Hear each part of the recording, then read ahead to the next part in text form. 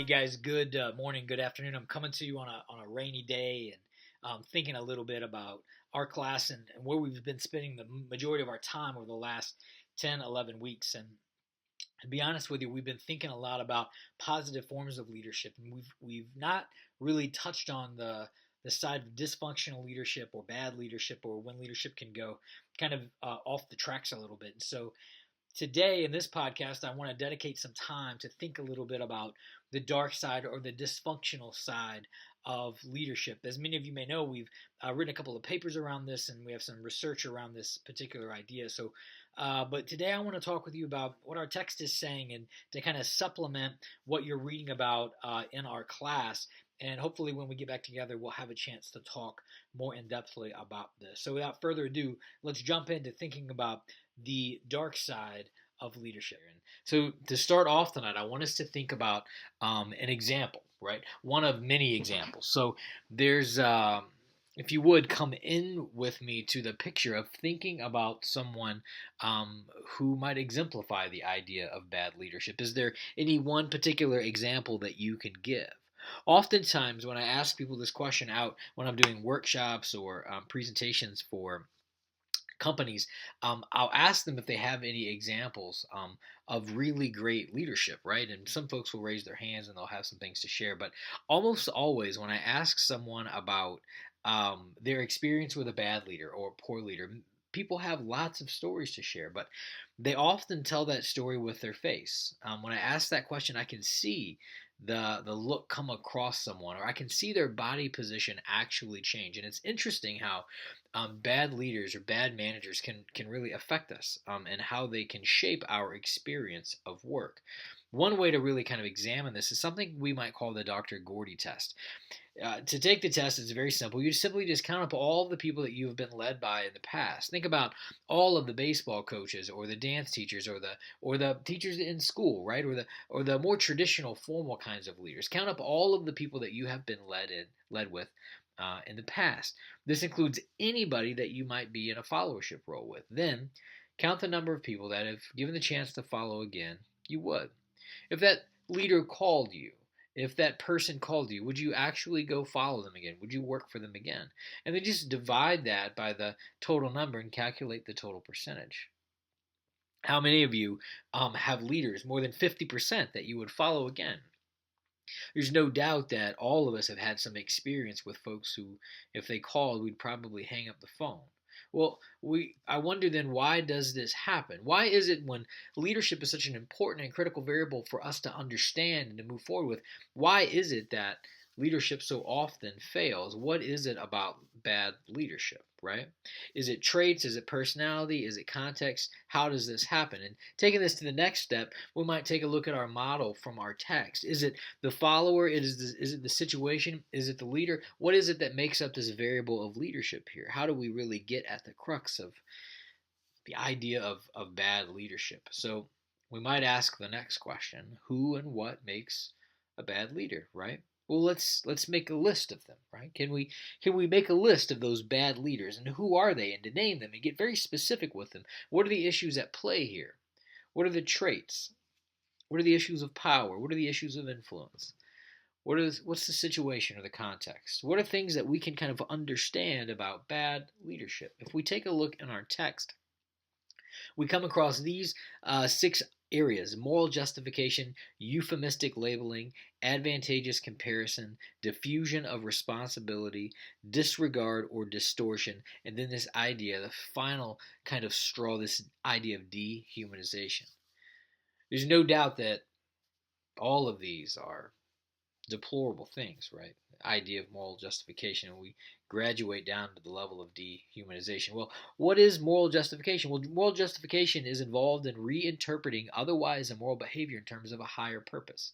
Well, but there's a higher purpose for this, so it's okay for me to kind of bend my behavior here. It's the reinterpretation of my bad behavior into really promoting a higher purpose. This idea of, well, it's okay because it's for the common good. It's for the better good.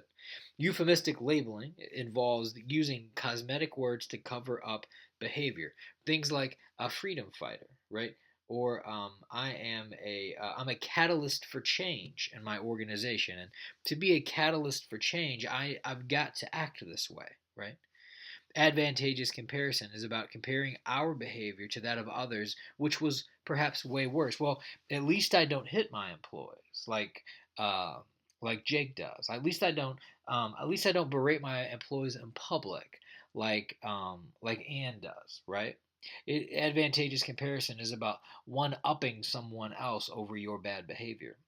Diffusion of responsibility is about behavior that becomes easier to live with if everyone is doing it, right? The sense of, well, everybody's doing it, so it must be okay. This idea of perhaps, say we're celebrating a championship or something, and people are out looting in the streets. Well, looting is never okay. Stealing from someone is never okay, but there's perhaps can be this diffusion of responsibility. This idea of disregard or distortion of consequences. It's not that bad. I didn't really hurt anybody, really. I mean, nobody got killed. It's okay. Hey, nobody, no harm, no foul here, right? I doubt that would be the case if I was on the other end. And then lastly, this idea of dehumanization, using words to deny the humaneness of victims. I would encourage you, if you've not yet watched something like Schindler's List, or taken a tour through some of the museums in Washington D.C. to kind of take a look at the way in which we have dehumanized whole races, whole ethnicities of people, right? The way that we might deny humanness of someone. The idea of dehumanization, probably the worst of all bad leadership characteristics. Well, these are 6 areas when good seems to go so bad sometimes, right? These kinds of 6 areas. Well, what is it that you can do? Well, there's a couple of things that you might think about. Well, leadership development is one of those things, and leadership development can be enhanced in kind of a changing, dynamic, and uncontrollable and unpredictable environment. Sometimes we know this to be the case, which is the point of our class, that leadership is not cookie cutter. It's not something that we just put on and take off, but it really is sharpened in changing, dynamic, uncontrollable, and unpredictable environments. Places where we're tested, places where we're kind of put through the fire a little bit.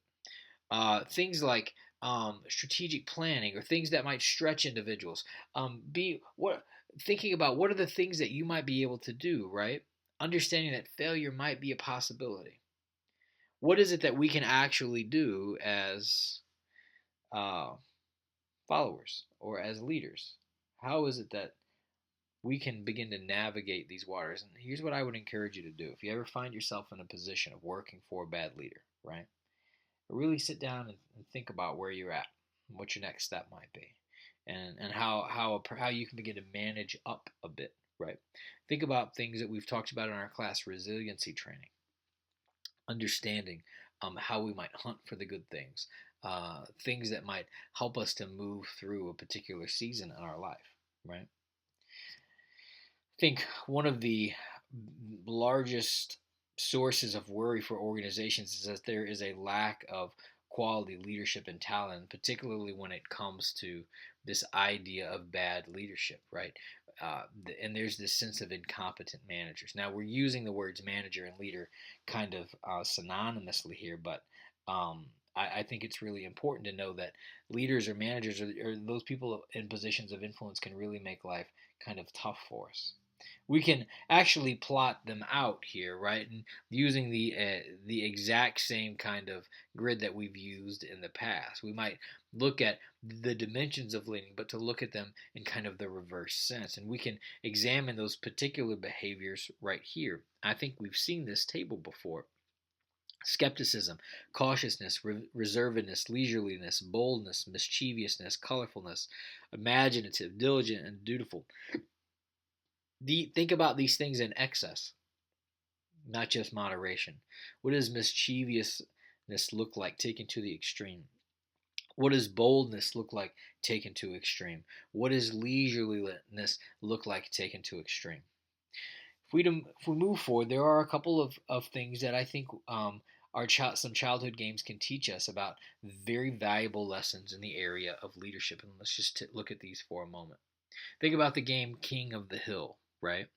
King of the Hill is about pushing everyone down the hill and staying on top of the hill, doing everything you can to pull, grab, scratch, kick, and fight your way to the very top. Well, leadership, as we know in this class, is not about pushing other people down, it's rather about pulling them up. Second, follow the leader. Leadership is not about making following a chore. Rather, it's about inspiring others who want to follow you. King of the Hill and follow leader, well, they don't work so well in corporate. They don't work so well in the real world. Hide and seek. Leadership is not about hiding during challenging times. Rather, it's about leading from the front. And we saw that in the Patton Museum, right? That Patton didn't want to see his men, he didn't want to see him retreating from the battlefield. So he took great pains not to hide from them, but rather to show them that he was leading from the front. And then fourth, blind man's bluff. Bad leaders have no vision. Good leaders know where they're going, and they're willing to take their people there. Think about David Novak's book, Taking People With You. If you've not read that book, you might pick a copy of that up. The button-up shirtfall here is about how we can begin to learn lessons from things that we were taught so very early in our life. And then finally, what I would suggest is the reverse of, or the opposite of bad leadership are things like compassion, equity and inclusion, accountability, dignity, and respect. Think about what compassion looks like in action. Think about what it means to accept others and include them in our conversations, despite how they may look, despite how they may behave. How do we include those people within our circles, within our spheres of influence? How do we give and honor the dignity and the respect of every human being? These things become really critical when you're in positions of influence and position of leadership, right? So it's just a snapshot. So now what will you do? The answer is up to you. This class has been about not casting the idea of leadership onto others, but rather applying leadership as something that we do every day. Leadership as being who we are, what we see, how we act, how we treat other people. Leadership is something that we put on and we take action with. Leadership is not about looking at others and saying they're a leader, but rather looking within yourself and saying, how can I lead? And truly asking yourself, why would people follow you? Why would people follow you? It's been a blast to have this podcast series over the course of our term. I hope it's been helpful. We'll see you guys in class. Until next time.